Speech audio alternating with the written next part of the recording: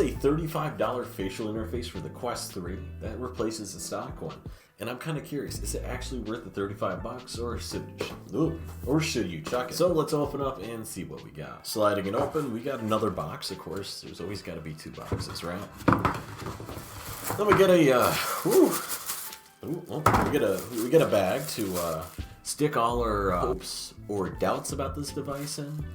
The facial interface actually looks pretty cool right off the bat. And they do give you 2 facial pads, so they give you this nice leather one that honestly feels really good. And I'm kind of a fan of the PU leather. Some people don't like it, I kind of do.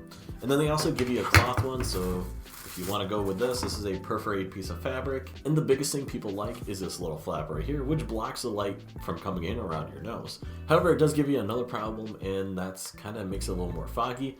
However, they kind of fix this and actually just makes it a better experience by adding little vents. So they got 2 vents on the top and 2 vents on the side here, and that allows for a little bit better airflow and hopefully circulates air through your face. And instead of the 3 clicks of sliding out, this actually has a slightly different mechanism, and hopefully that gives it a little more rigidity and also holds in place a lot better. So this is a little bit better use with glasses. So when taking off the default one, you do got to be a little extra careful because these things can be broken pretty easily, and I know a lot of people have broken their facial interfaces.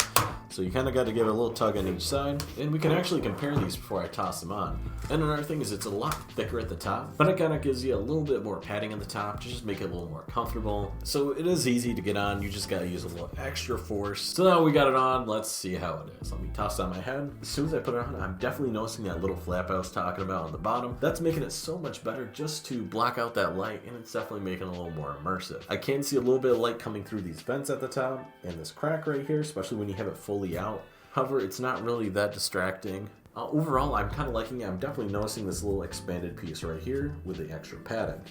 So that's just making it a whole lot better of an experience, and it just feels a lot better on my face.